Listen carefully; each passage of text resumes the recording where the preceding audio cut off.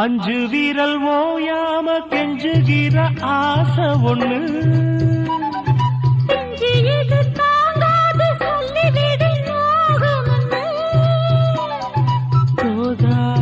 சப்படி தாங்கி துடித்த